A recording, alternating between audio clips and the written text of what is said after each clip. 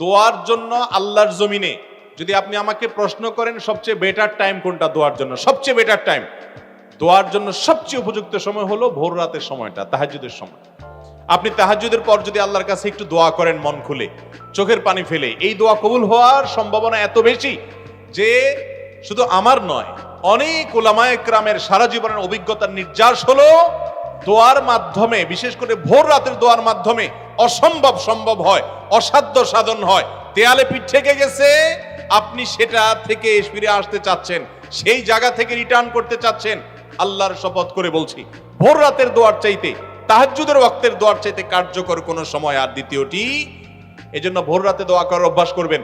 রমজান মাস আসছে, আমি সবসময় বলি ভাইরে সারা বছর পারেন না ডিউটির জন্য ভোর রাতে ঘুমায় থাকেন, বুঝতে পারি, কিন্তু রমজানে তো সাহরি খাওয়ার জন্য উঠেন।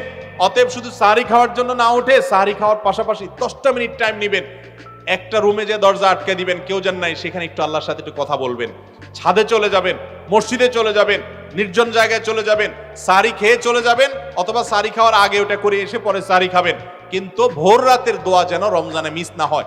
আমার খুব আফসোস লাগে ওই মানুষগুলোর প্রতি, খুবই আফসোস লাগে যারা রমজান মাসে ভোর রাতে সাহরি খেতে উঠছে, কিন্তু দোয়া করার যে এত বিশাল বড় সুযোগ আল্লাহ তাআলা দুনিয়ার আসমানে নেমে এসে আল্লাহ তাআলা বিশেষভাবে বান্দাকে ডেকে ডেকে বলেন, আলা মিন মুস্তাগফিরিন ফাগফির লাহ, তোমাদের মধ্যে কেউ আছে নিজের পাপের জন্য ক্ষমা চাইবে, আমি ক্ষমা করব।